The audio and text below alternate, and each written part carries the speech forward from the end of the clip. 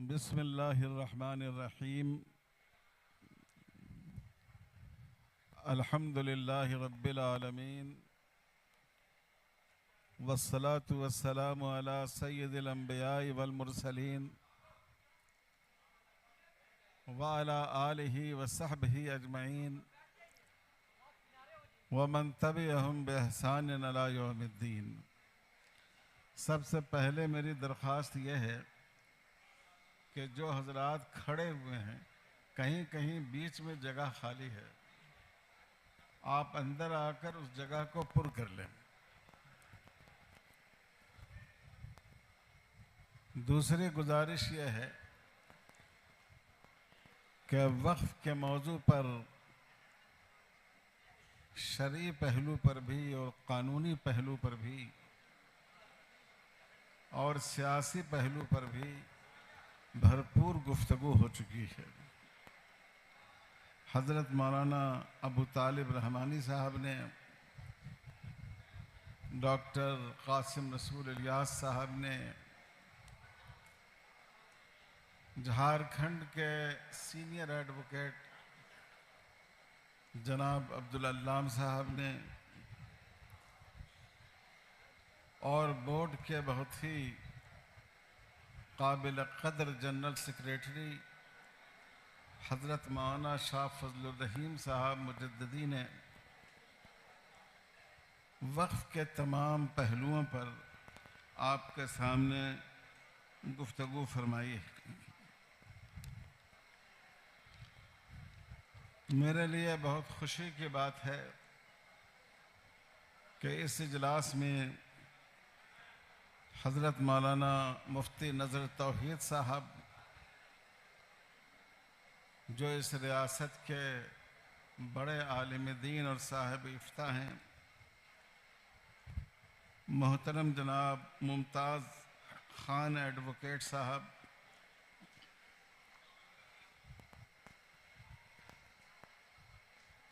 मोहतरम जनाब डॉक्टर मजीद आलम साहब, कई सियासी कायदीन और हमारी एक बहन, इन सब ने वक्फ के मौजू पर आपसे बातें की हैं। मैं बहुत ही मुख्तसर तौर पर चंद मिनट में अपनी बात आपसे कहूँगा। मेरे भाइयों और बुजुर्गों, आज आप लोग जिस प्रोग्राम में आए हैं, आप हमें बताएं कि इस प्रोग्राम में शिरकत की दावत आपको किस तंजीम ने दी थी, किस ऑर्गेनाइजेशन ने आपको इस प्रोग्राम में शिरकत की दावत दी, आप हजरात बताएं। All India Muslim Personal Law Board ने। All India Muslim Personal Law Board क्या है? यह इस मुल्क में मुसलमानों की एक मुत्तफ़क़ा आवाज़ है, एक ऐसी आवाज़ जिसमें जनाब मोहम्मद रसूलुल्लाह सल्लल्लाहु अलैहि वसल्लम के दामन नबूवत से वाबस्ता हर उम्मती की आवाज़ शामिल है। इसमें देवबंदी भी हैं, इसमें बरेलवी भी हैं, इसमें हनफी भी हैं, इसमें अहले हदीस भी हैं, इसमें शिया भी हैं और इसमें सुन्नी भी हैं, इसमें जमीयत उलमा भी है और इसमें जमात इस्लामी भी है, इसमें जमात अहले हदीस भी है। मुसलमानों के तमाम मकातिब फ़िक्र और मुसलमानों की तमाम तंजीमों का मजमुआ ये इदारा है जिसकी दावत पर आप आज यहाँ तशरीफ़ लाए। दुनिया के मुल्कों में, सिर्फ पड़ोसी मुल्क में नहीं, अगर आप लोग बात करें तो फिर मेरे बात करने का क्या फ़ायदा? आप सोचें, पढ़े लिखे लोग होकर इस तरह गुफ्तगू करते हैं बीच में। सिर्फ पड़ोसी मुल्क में नहीं, बल्कि दुनिया के कोने कोने में all India Muslim Personal Law Board की निस्बत से लोग हिंदुस्तान के मुसलमानों पर रश्क करते, वो उसको एक मोजज़ा समझते हैं, एक करामत समझते हैं। यह हमारे बुजुर्गों की मेहनतों का और उनकी कोशिशों का समरा है, और ये इस मुल्क में शरीयत इस्लामी के तहफ़्फ़ुज़ का जज्बा बेकरां है जो आज आपको यहाँ खींच लाया है। मेरे भाइयों और बुजुर्गों, इस मुल्क में अंग्रेज़ों के ज़माने में एक ऐसा मसला पेश आया जिसने उस दौर में मुसलमानों को बेचैन कर दिया, और वह मसला यह था कि एक मुसलमान खातून को, औरत को, कोर्ट ने उसके बाप के तरके में से हक़ मीरास नहीं दिया।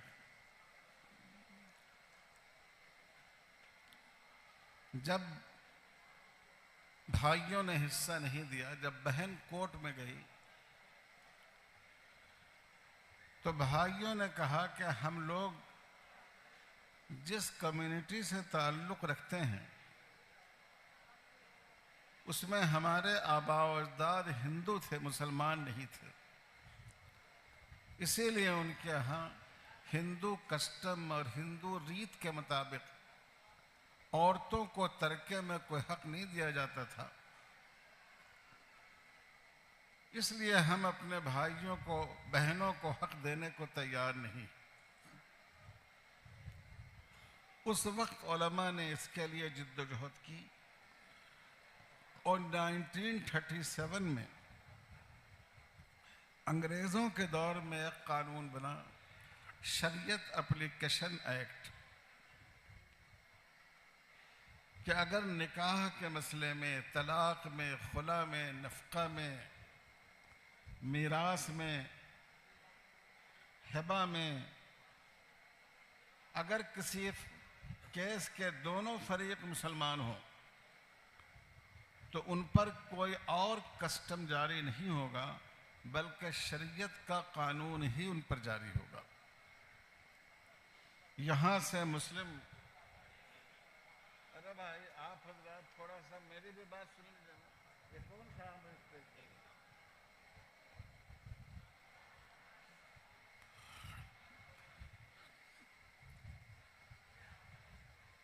तो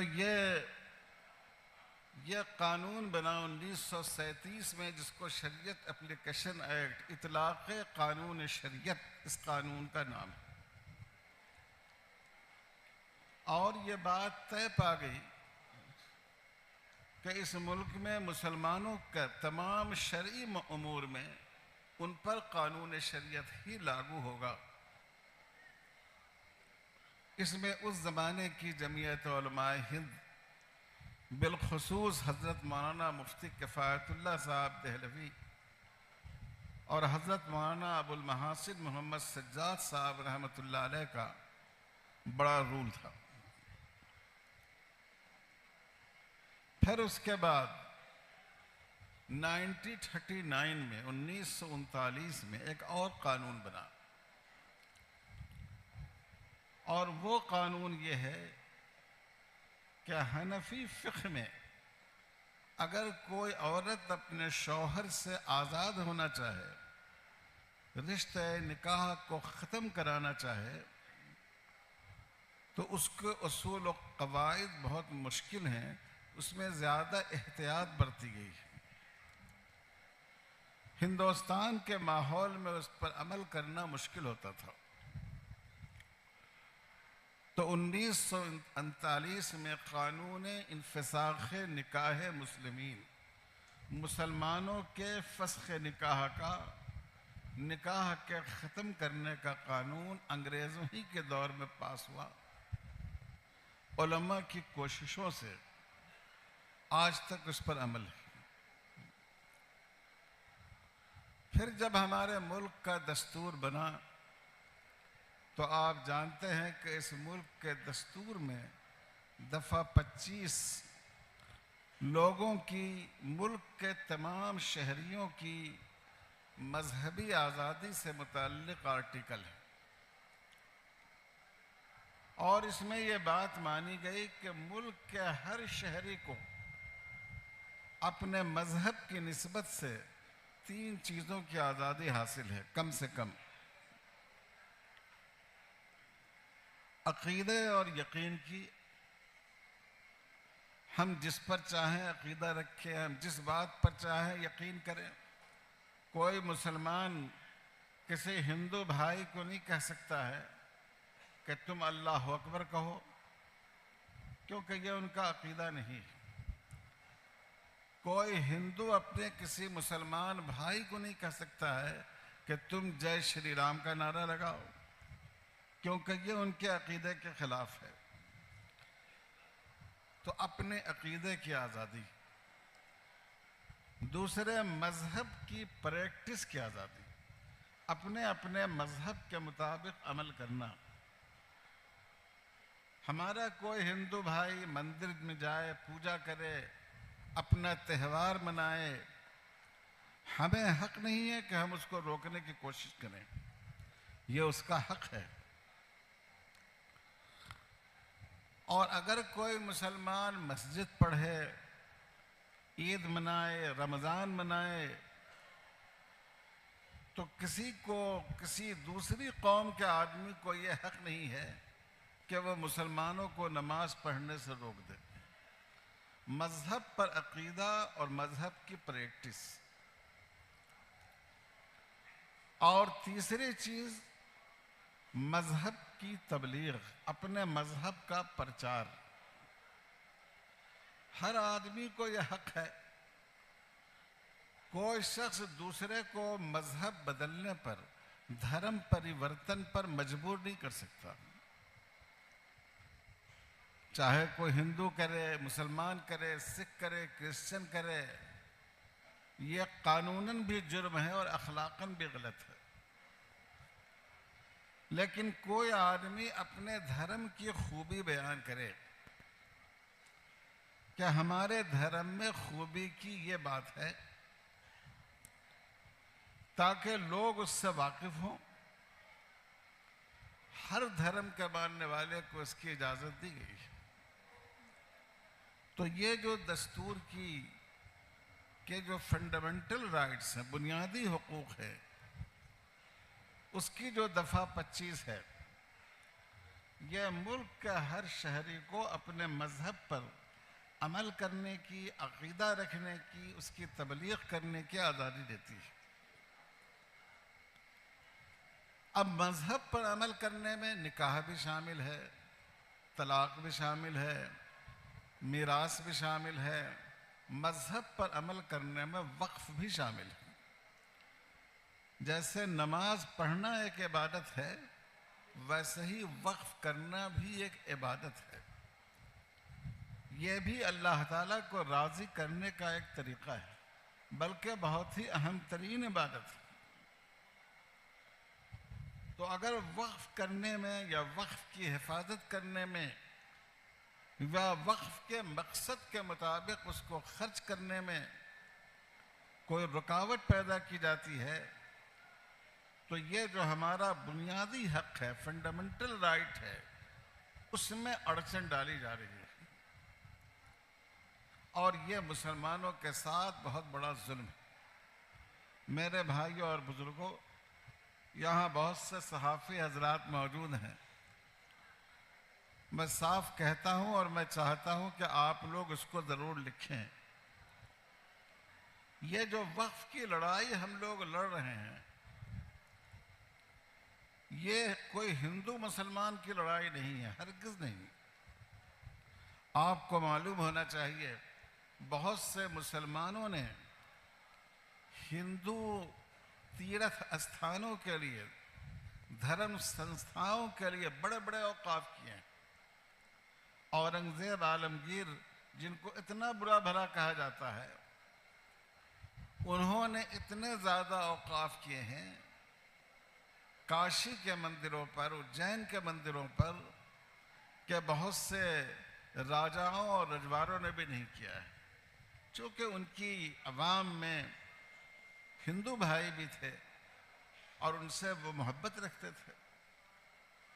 इसी तरह हम आपको बताएं कि बहुत से मुस्लिम औकाफ हिंदू भाइयों के किए हुए हैं, हिंदू राजाओं और रजवाड़ों के किए हुए हैं। मेरा ताल्लुक़ हैदराबाद से है।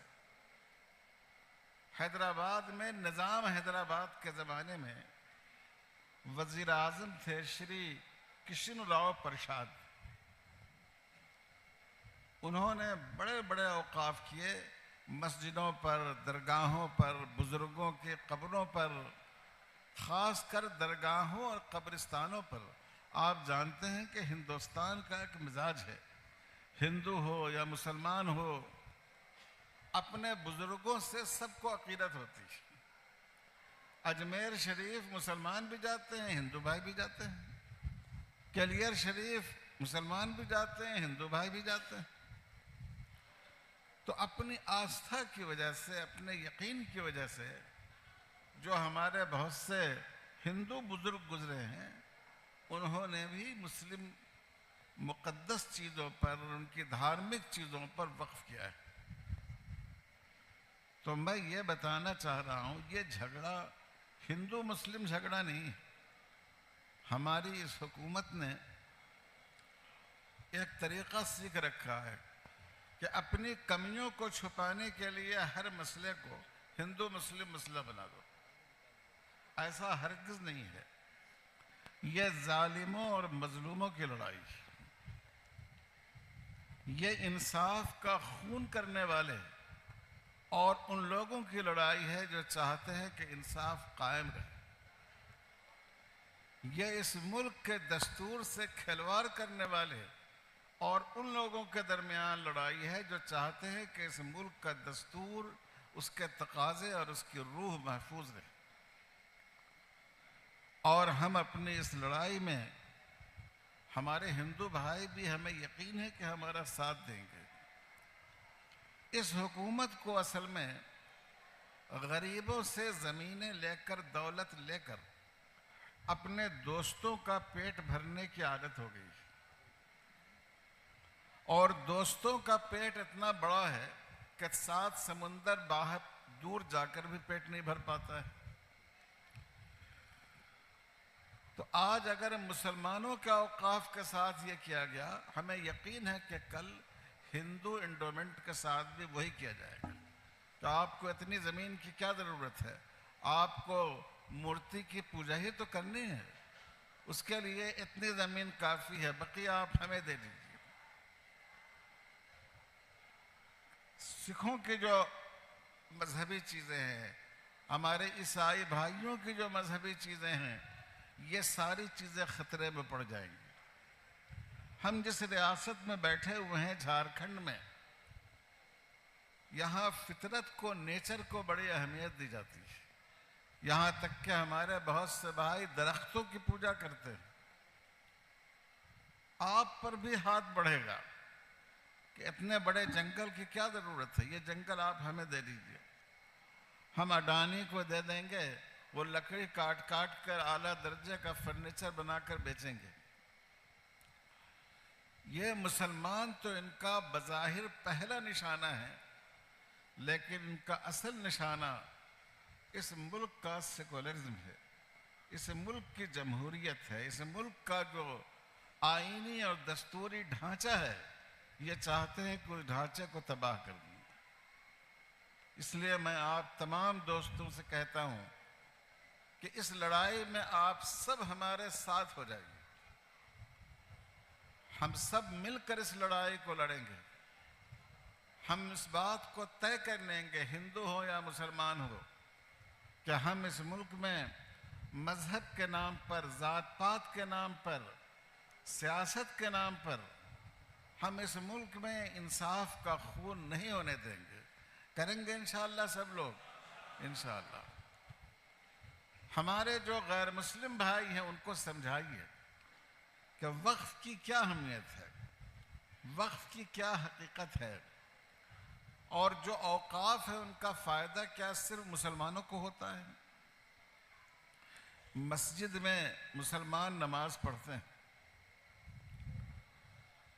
ईदगाह में मुसलमानों की ईद की नमाज होती है, कब्रिस्तानों में मुसलमान दफन किए जाते हैं। लेकिन जो यतीम खाने हैं, बहुत से गैर मुस्लिम यतीम बच्चों की भी उनमें परवरिश की जाती है। वक्फ के तहत बहुत से तालीमी इदारे कायम हैं, मॉडर्न एजुकेशन के बहुत मेयारी इदारे कायम हैं। ख़ासकर आप महाराष्ट्र में पुणे और मुंबई में चले जाइए, उसमें मुसलमान भी पढ़ते हैं, गैर मुस्लिम भी पढ़ते हैं। जो औकाफ गरीबों की मदद के लिए हैं, जो औकाफ मुसाफिरों और मेहमानों के लिए हैं, मुसलमान और गैर मुस्लिम सब उस वक्फ से फ़ायदा उठाते हैं। तो वक्फ का जो मैनेजमेंट है वो तो मुसलमानों का होना चाहिए, लेकिन वक्फ का फ़ायदा पूरी इंसानियत को पहुंचता है। आपको मैं बताऊं, इस्लामी तारीख में हुजूर सल्लल्लाहु अलैहि वसल्लम के ज़माने में और आपके बाद जानवरों के लिए चरागाहें वक्फ की जाती थी। मसलन 10 एकड़ ज़मीन वक्फ कर दी गई, दरख्त लगाकर, झाड़ लगाकर, कि इसका कोई आदमी मालिक नहीं होगा, इसके मालिक जानवर हैं। जानवर इसमें से चारा खाएंगे और अपनी ज़रूरत को पूरी करेंगे। इस्लामी तारीख में परिंदों के लिए वक्फ होता था, परिंदों के लिए वक्फ किया जाता था, परिंदों के मुनासिब दरख्त लगाए जाते थे, दाने उगाए जाते थे। और आज भी आप देखेंगे, ख़ासकर मक्का मुकर्रमा और मदीना मनव्वरा में जो लोग गए हैं उनको मालूम होगा कि बहुत से लोग आकर वहाँ सहन में और सड़कों पर दाने फैला देते हैं, परिंदे खाते हैं। आप ये मत समझिए कि ये एक इत्तफाकी चीज़ है। बहुत से लोगों ने मक्का और मदीना में वक्फ कर रखा है कि हमारी छोड़ी हुई जायदाद में से 1/3 1/3 ये परिंदों की खुराक पर इस्तेमाल की जाए। आज तक वो उसके लिए इस्तेमाल की जाती है। तो ये एक बहुत बड़ा निज़ाम है, बहुत बड़ा इंस्टीट्यूशन है गरीबों की मदद का और इंसानी मदद का। और इस मकसद के लिए असल में वक्फ के इदारे कायम हैं। वक्फ का कानून तो अंग्रेज़ों के दौर में बना, आगे बढ़ता रहा। इससे पहले 2013 में वक्फ का कानून मुकम्मल शक्ल में बना। और कमाल यह है कि बीजेपी ने खुद अपने मैनिफेस्टो में रखा था कि मुसलमानों के औकाफ की हिफाजत नहीं होती है और मुसलमानों को उससे फ़ायदा नहीं पहुंचता है, इसलिए अगर हमारी गवर्नमेंट आई तो हम एक मजबूत वक्फ का कानून लाएंगे। 2013 का कानून वक्फ All India Muslim Personal Law Board की कोशिशों से सामने आया। उस वक्त हमारे बुजुर्ग हज़रत मौलाना सैयद मोहम्मद वली रहमानी रहमतुल्लाह अलैह बोर्ड के जनरल सेक्रेटरी थे, उनकी भी उसमें बड़ी कोशिशें थी। तो मेरे भाइयों और बुजुर्गों, मुझे लंबी मज़ीद बात नहीं करनी है, बस एक ही बात मैं आपसे कहता हूँ, ये हमारे लिए ज़िंदगी और मौत का मसला है। वक्फ का अगर मौजूदा कानून पास हो गया तो न आपकी मस्जिदें महफूज रहेंगी, न आपके मदरसे महफूज रहेंगे, न आपकी ईदगाहें बचेंगी, न आपके कब्रिस्तान बचेंगे, न आपके भाई ये आप लोगों को यहाँ पर बैठकर बात करने की क्या आदत है? कोई और जगह नहीं है क्या?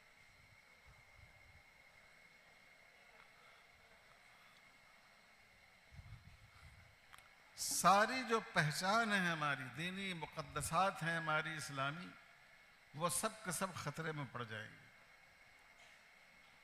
इसलिए मेरे बुजुर्गों, इस लड़ाई को आखिर तक लड़ना है। जैसा कि हमारे दोस्तों ने कहा, हम इसके लिए हर तरह की कुर्बानी देंगे। चाहे हमको पार्लियामेंट का घेराव करना पड़े, चाहे हमें रैलियां निकालनी पड़े, चाहे किसानों की तरह दिल्ली से बाहर हमें धरना देना पड़े, चाहे हमें जेल जाना पड़े, अपने हुकूक के और गरीबों के हुकूक के तहफ़्फ़ुज़ के लिए हम इंशाअल्लाह सारी कोशिशें करेंगे और हम इन कोशिशों में तमाम सेकुलर ताकतों को अपने साथ लेंगे। इंशाअल्लाह करेंगे सब लोग इंशाअल्लाह। हम ये लड़ाई तन्हा नहीं लड़ेंगे। हमें यकीन है कि इस मुल्क में जो हमारे हिंदू भाई हैं, आज भी उनकी अक्सरियत इंसाफ पसंद और इंसानियत पसंद है। भाई भाई का जज्बा रखते हैं लोग। हम लोगों को तजर्बा होता रहा है, ट्रेन में अगर नमाज के लिए बैठ गए तो जो हमारे हिंदू भाई हैं वो मुसलमानों से बढ़कर नमाजी का एहतराम करते हैं, बच्चों को मना करते हैं सामने से मत जाओ। ये इस धरती की फितरत है, ये इस मुल्क की फितरत है। तो हमें अपने गैर मुस्लिम भाइयों को भी समझाना है और उनको साथ लेकर चलना है। और एक गुजारिश ये हम ज़रूर करेंगे, पहले ज़माने में ज़मीनें बहुत ज़्यादा होती थी, कागज़ पत्थर का ज़्यादा रवाज नहीं था, ज़बानी लोग बड़ी बड़ी जायदादें बेच देते थे, खरीद कर लेते थे, लोगों में ईमानदारी भी थी।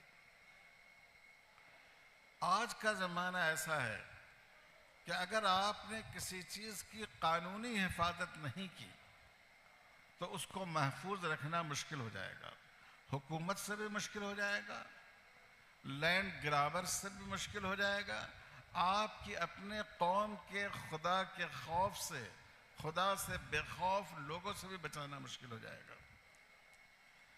इसलिए जितने कब्रिस्तान हैं उन सब की अहाता बंदी कराइए। आप मस्जिद पर इतना खर्च करते हैं, मदरसों की तामीर पर इतना खर्च करते हैं, उससे ज़्यादा अहम है कि आप उसकी हिफाजत पर खर्च करें। जितनी ईदगाहें हैं आप उनकी अहाता बंदी कराइए, उनकी हिफाजत की कोशिश कीजिए। गाँव में, देहातों में, शहरों में मस्जिदों की ज़रूरतों के लिए बहुत सी ज़मीनें खेत खलियान में वक्फ की हुई होती है। आप उन ज़मीनों को तलाश करके इहाता बंदी करा के आप उनको महफूज कराएं। एक तरफ आप हुकूमत से अपने औकाफ की हिफाजत की लड़ाई लड़ें और दूसरी तरफ खुद भी अपने औकाफ की हिफाजत की कोशिश करें, उसके कागजात तलाश करें, उसको बेहतर तौर पर बनाएं।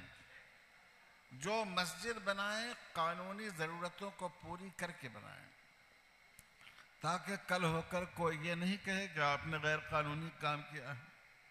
मदरसा तामीर करें, हमारे मुल्क में कानून मौजूद है, आप कानूनी तकाज़ों को पूरा करके मदरसा बनाएं।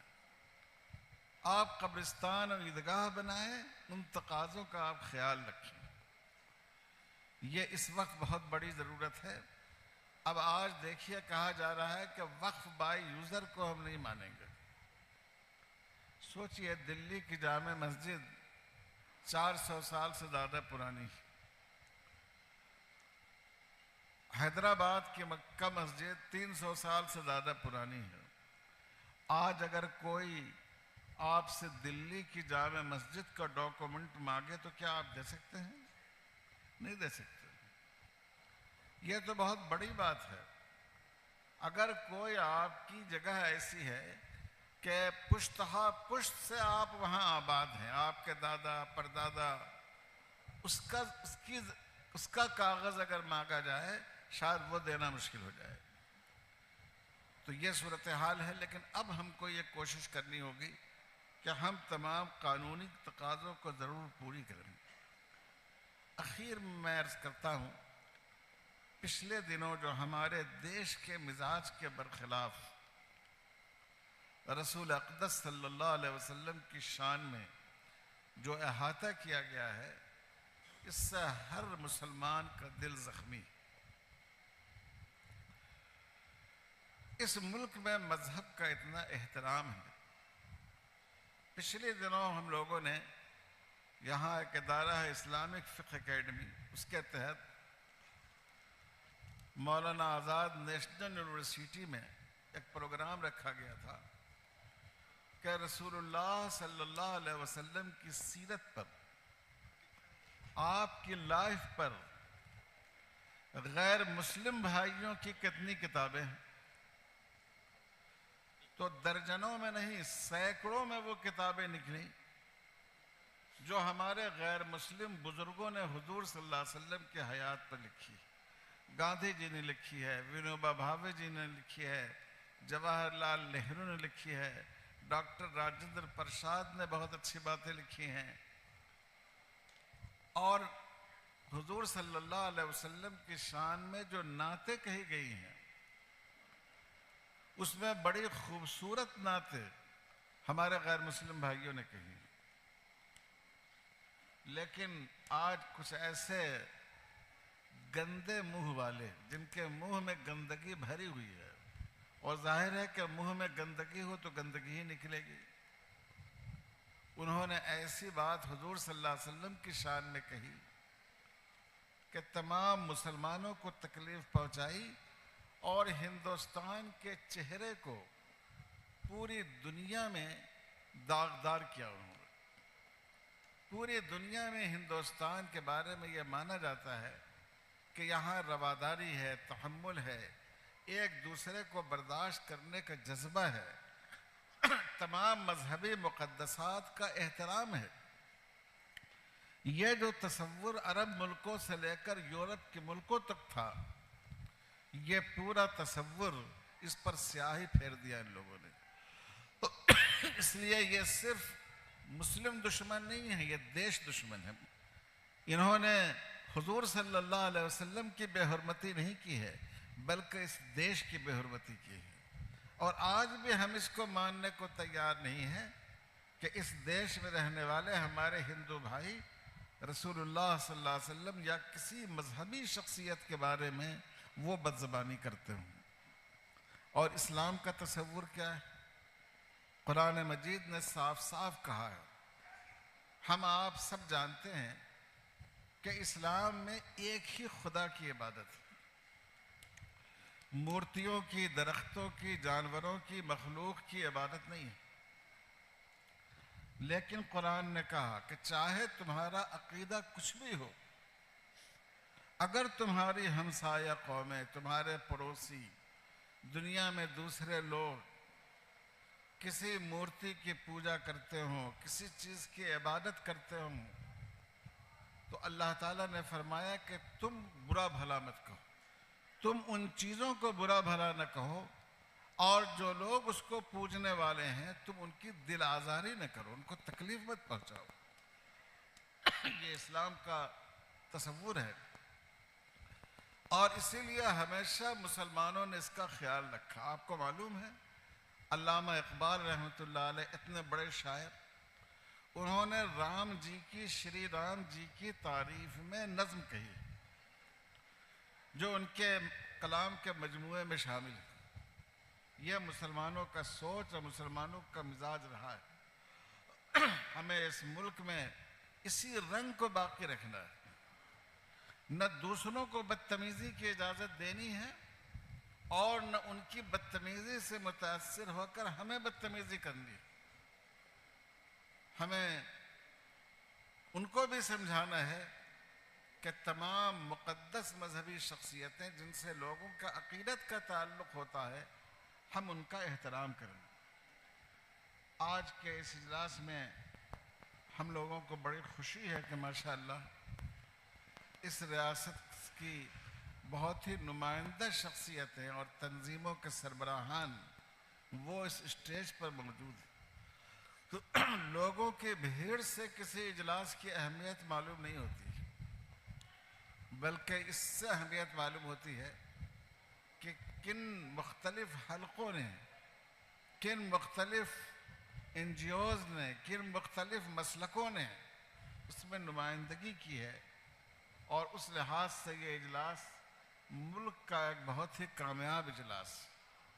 हमें पूरी उम्मीद है कि इंशाअल्लाह all India Muslim Personal Law board जब भी आपको आवाज़ देगा, इंशाअल्लाह आप उसकी आवाज़ पर लब्बैक कहेंगे, इंशाअल्लाह कहेंगे।